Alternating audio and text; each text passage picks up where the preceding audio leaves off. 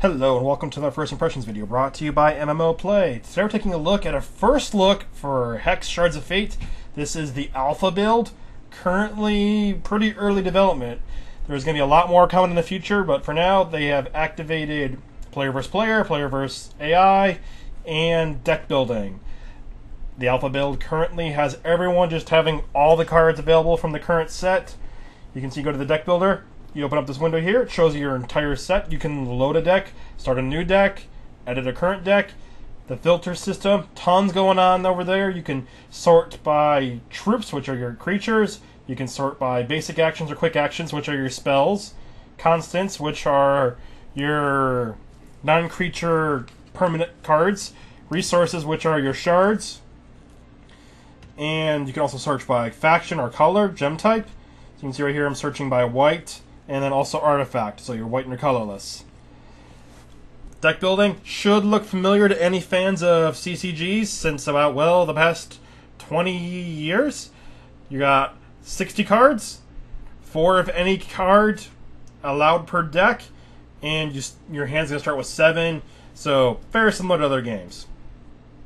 You can sort by, you can have it show by picture, or you can have it show by this text format. It'll show you your cost, strength, power, health, the name of the card, how many of the cards you have, the text for it, what kind of card it is. So there's a lot of filter system going on. Some things I wouldn't mind seeing in the future are maybe power or mana curves, that kind of stuff eventually. Overall, the deck builder functionality seems to be pretty good, especially considering how early into the beta it is, or alpha. You can see the decks that we've saved right here. I'm going to actually do a test with one of the demo decks. Let's go check out the gameplay against an AI. This is the Shine Hair deck, also known as the Bunnies, the Killer Bunnies. This is a purple-green deck. So some of the things you're going to notice, same card types you expect. So you start with 7 cards in your hand. You flip to see what's first, and you can mulligan. You either mulligan your whole hand or none of it. So not all that close to Blizzard's game. On top of that, you can play 1 shard per turn. The shard will increase your resource pool. Also unlock the color. So you don't have to tap your specific shards, but you do have thresholds. So some cards might require 2 green shards, but cost 5 total resources. So you would think, well, it's 2 green, 3 colorless. No, really, it's just a threshold. If you have 2 green, you can cast it. If I have a card that costs 2 green, another card that costs 2 green, and I have 2 green and 2 purple, I can cast both the 2 green ones. Other cards you can see in here play are constants. This one will just pump out a 0/1 token for me every turn, which can feed my little guy over here on the right. He's a 1/1, and I can sacrifice another guy to give him a 4/4 on the turn. So that's a good combo for this deck. This deck involves a lot of swarming and also just a lot of buffs. You do not attack specific enemies, you do only attack the player. The player can choose how he wants to block. So it's a lot more what you'd expect and a little bit less some of the other more recent games.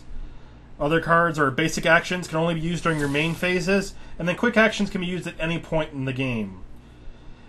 The turn order is about what you expect. You have a prep, which is before you draw, then you draw. Then you have a main phase, a combat phase, a main phase, and an end phase. You can have it set to prompt you between both players, both sets. And like I said, the game's still early in development, so not all the art is currently in. One thing that is not available for players yet, that's going in eventually, champions.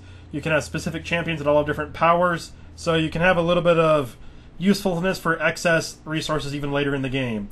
He just gave his guy lifesteal, which I couldn't block anyway, so I guess I'm just going to deal with it. Other than that, since it does have a land or a shard style system, make sure you're keeping an eye on your curve and making sure that you have enough shards to support what kind of deck you're playing. Nothing worse than not drawing enough shards or drawing too many, so some math involved here. I got 2 choices here. I can play my bunny, which buffs, or I could play the other, which starts spitting out bunnies. Gonna go with this guy. He's only a 1/1, but if I sacrifice another Shine here, he turns into a 4/4 on turn. So I'll spit out my little rat patrol guy later, and it'll start spitting out 0-1s every turn, giving him food. Other cards I'm working on are Murder, which is a quick action, lets me kill one enemy, just murder them. Players start with 20 life, and you win by killing your player, or, well, I can only assume decking them, but I haven't attempted that strategy yet.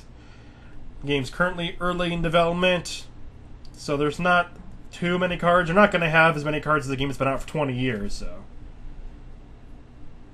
Overall, the only true differences between this and some other games are the fact that the shards are being used as a threshold rather than something you tap, and the fact that you have champion powers. That's it for differences in player versus player. Now, for the future, this game is expecting to have cooperative multiplayer games. They're expecting to have an MMO RPG style feel to it. So there's going to be raiding, there's going to be dungeons. That's in the future, though. The alpha does not currently have that. Keep in mind, this is the alpha, so there are going to be bugs. It is a closed alpha. They are inviting Kickstarter backers and Slacker backers. Currently, only the people that were Grand King and higher are in. The pro level tiers, those guys are going in next. And then eventually the Slacker backers and everyone else is going in later. So even if you back the game, you might not have access to it for a few more weeks. Eventually you should, though. Let's just go ahead and fast forward to the end of the game. And eventually I overran him with just a bunch of shine hairs. Hit him for 6. Boom. Victory. Since the game currently is early in development, there are no real rewards for winning other than bragging rights, because you're not unlocking cards. This is a digital trading card game, which means there is going to be trading eventually. There's an icon that looks like a hammer the auction house, so expect plenty of trading and the like in the game in the future. Keep in mind, HEX is currently still in alpha. Keep an eye on it. It's a free-to-play CCG. It's looking interesting. I'm really curious to see how the MMO and cooperative play goes for it. That's going to be it for now. We'll show off some more as we see new content available in the game. If you like it, check it out. It's from Cryptozoic, called HEX Shards of Fate. For the content, stay tuned to more from MMO Play. Thanks for watching. I'm going to build a deck.